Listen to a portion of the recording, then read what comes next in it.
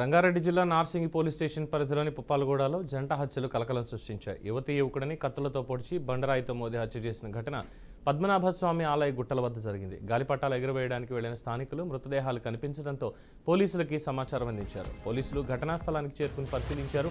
Dog squad, clues team బృందాలు ఆధారాలు సేకరించారు. మృతుడి ఒంటి మీద ఉన్న దుస్తులు, షూస్ బట్టి చూస్తే నిర్మాణ సంస్థలో పనిచేసే కూలీ అని అనుమానిస్తున్నారు. పోస్ట్మార్టం నిమిత్తం మృతదేహాల్ని ఉస్మానియా ఆసుపత్రికి తరలించారు.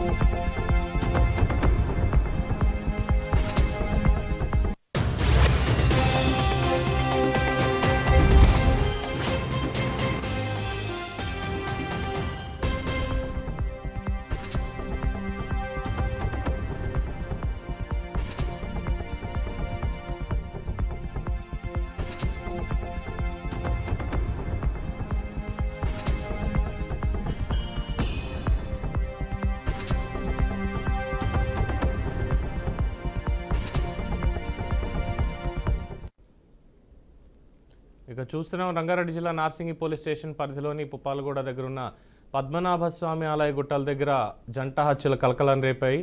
యువకుడిని కత్తులతో పొడిచి బండరాయితో మోదీ హత్య చేసిన ఘటన పద్మనాభస్వామి ఆలయ గుట్టల వద్ద జరిగింది. గాలిపటాలు ఎగరవేయడానికి వెళ్లినటువంటి స్థానికులు మృతదేహాలు కనిపించడంతో పోలీసులకి ఇమీడియట్గా సమాచారం అందించారు. పోలీసులు ఘటనా స్థలానికి చేరుకుని పరిశీలించి డాగ్ స్క్వాడ్, క్లూస్ టీం బృందాలు ఆధారాలు సేకరించారు. మృతుడి ఒంటిపై ఉన్న దుస్తులు, షూస్ని బట్టి అక్కడ పనిచేసే నిర్మాణ సంస్థలో పనిచేసే కూలీగా అనుమానిస్తున్నారు. పోస్ట్మార్టం నిమిత్తం మృతదేహాల్ని ఉస్మానియా ఆసుపత్రికి తరలించారు.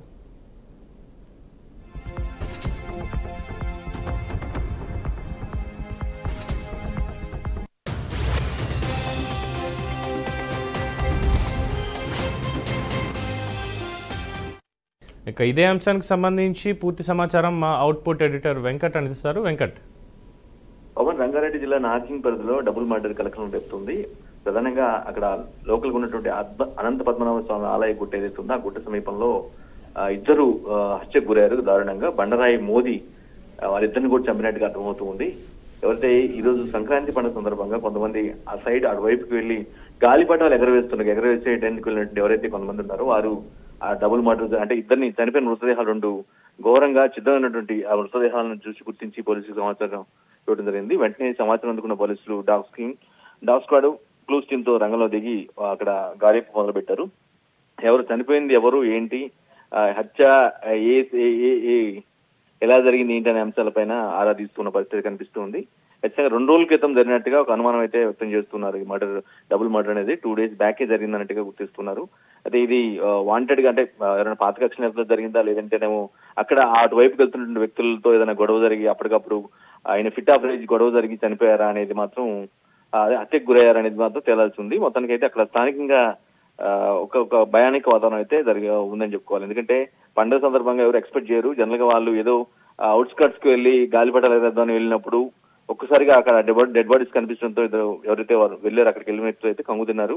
సో వెంటనే పోలీసులు సమాచారం అందించడంతో పోలీసులు అయితే ఆరా తీస్తున్న పరిస్థితి కనిపిస్తుంది. ఎవరు ఏంటనే దాన్ని అధికారికంగా ఇంకా నిర్ధారించలేదు. ఇద్దరు కూడా దానికి సంబంధించి కేసుని ఇన్వెస్టిగేషన్ చేస్తున్నారు. బట్ సీన్ ఆఫ్ అఫెన్స్ అక్కడ జరిగినటువంటి పరిస్థితులు కానీ ఉన్న సిచ్యువేషన్ బట్టి పోలీసులు అయితే కేసుని వేగవంతం చేసినట్టుగా అర్థమవుతుంది. సమీపంలో ఉన్నటువంటి ఏదైనా సీసీ కెమెరాలు ఉన్నాయో వాటిని కూడా అబ్జర్వ్ చేస్తూ దర్యాప్తు చేస్తున్న పరిస్థితి కనిపిస్తుంది. పవన్.